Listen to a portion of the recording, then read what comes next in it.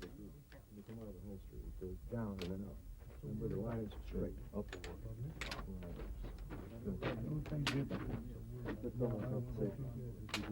You're wasting a little time by having your hand over here and the pistol over there. This should be in the same line. This hand should be farther to the left, and this pistol should be right in there. All right, your finger is on the trigger, the safety is off, your eyes are on the target. Lee, depress your muzzle. If you raise your hands there, your pistol will go straight up in the air. Now, check your firing position. Is your barrel an extension of your forearm? Don't worry about being first. Be last. Ready?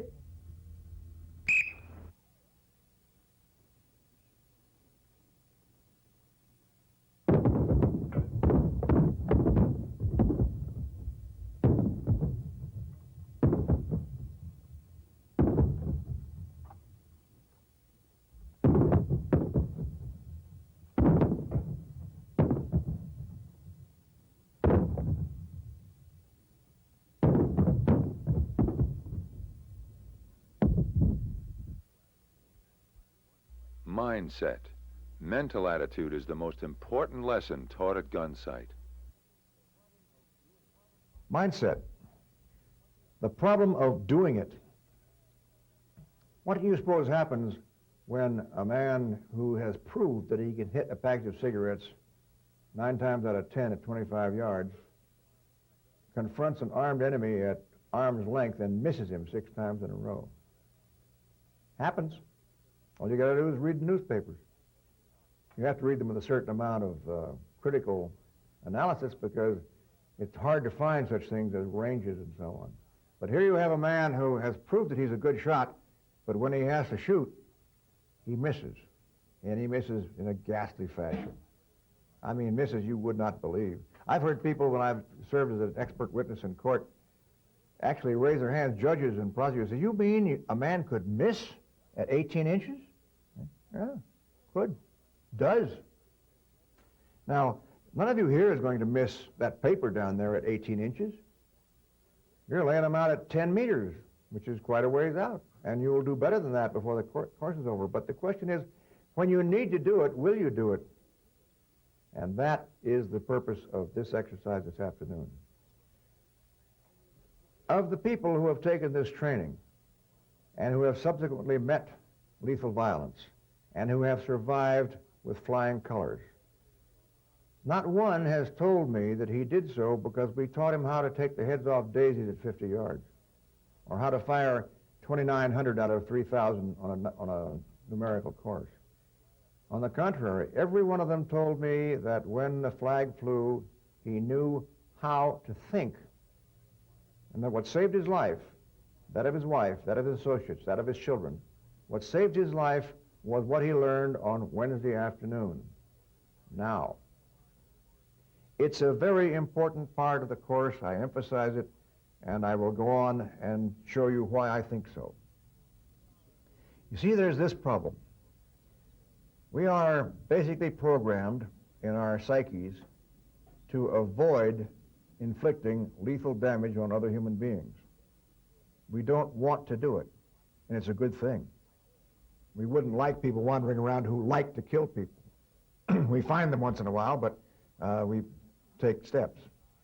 The point is that every one of you here and I and all the instructors have a strong barrier up here in the mind against doing it. You say, I know I can, but should I? And that's something we have to address. I have talked to a great many people, well, not thousands, but scores, who have been, in effect, killed in action.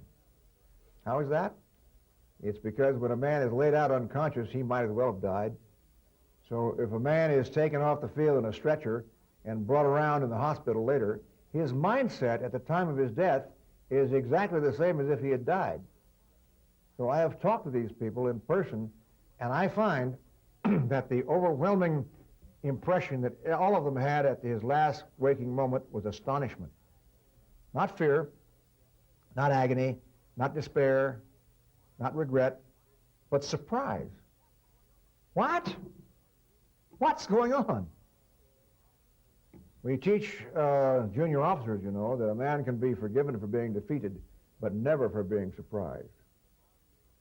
Now there we're getting to it, you see. How do you avoid that awful feeling of, oh my God, this is unreal? Change the channel. How do you avoid that? Well, there's a process by which you can avoid it, and we are prepared to go into it now. The human animal says, oh yes, these awful things happen to other people. They don't happen to me. And when suddenly you see it happening, your attitude is, no, wrong, bad scene, I don't want this. Now we have to be able to confront that. All of you are here because you feel that under certain circumstances, you may have to shoot for your life. If you didn't feel that, you wouldn't be here. So when I tell you you've got to realize that you may have to shoot for your life, your answer is, well, of course. I wouldn't be here. I wouldn't pay the money. I wouldn't take the time. But you know, there's a different thing between stating it intellectually and feeling it in your psyche. It can happen to you. It does happen to people. And you are not exempt from the newspapers. Nor am I. Nor is anyone. That's something we have to get firmly in mind. News is not something that happens to other people. Now, what that means is, you see, that any one of us in this room could conceivably have to use the cartridge which is in the barrel of his pistol at this moment in a blood confrontation. Does that shock you? It shocks some people. That pistol I'm wearing on my belt, I may have to use before I take it off this evening for serious purposes. It's not likely. Certainly it's not likely. The great majority of people in the world go through life without ever having to fight. But that doesn't mean it is not going to happen. These safety devices, principally your pistol, can be compared to a life jacket. I have never had to use a life jacket to keep me afloat in a rough sea, but I still carry one. So they say, well, the odds against your getting dumped over the side in a rough sea are practically infinitesimal. I know, but I've still got a life jacket. So you see here, in addition to your weapon, you have to have the mindset, which is an essential part of your weapon. The ability to overcome this frightening reluctance to do what you must do. Now, the first step you take is to make up your mind that these things I'm telling you are true. You have to be aware that the thing can come to you. Once you have made that decision, it's rather like a decision you make in a revival meeting. I will come down to the front of the classroom and say, yes, it can happen to me. And when it does, if it does, and we hope it doesn't, when it does, your attitude in your mind is not going to be, oh no, oh God, no, oh this is unreal, change the channel. It's not going to be that. It's, I knew this would happen, and I can handle it. I can't emphasize that strongly enough, because these fights that have come back, you see, I'm not going to apologize for the effectiveness of this presentation, because I have so many feedbacks. And they come up and they say, when I saw that gun, when I heard that noise, when I saw these people doing these things, instead of saying, oh no, I said, oh yes, this is something I can cut. This is something I went to a lot of trouble to learn. This I can handle. You know, we had a fascinating scene that way once. People say sometimes, enemy types, that if you learn how to be good with a handgun, you'll be trigger happy. Other way around. We have a graduate who took the course. He went back to his gun shop where he worked in Indiana, and when it came to him, he gained complete control of the situation, and he did not fire because his adversary had no chance. And people asked him, they said, John, why didn't you shoot that creep? I mean, he'd be better off. He's no good to anybody, including himself. Why didn't you shoot him? You had every chance. You had no question about the legal right. Or you were trying to be a humanitarian, huh? And he said, no, I'm not a humanitarian. It's just that I didn't feel any pressure. I didn't feel there was any problem. He said, I felt I'm completely on top of this. He said, I had 2 pounds pressure on a 4-pound trigger, and the range was about 18 inches. And I said, you just blink, mister, and your head is going to be all over the far wall. But I didn't feel any excitement because I commanded.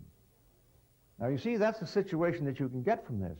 You can get to a point where you can actually pull the old Gunsmoke thing of Matt Dillon and say, don't do anything silly, mister. You lose. And that sounds melodramatic. It sounds like an old Western.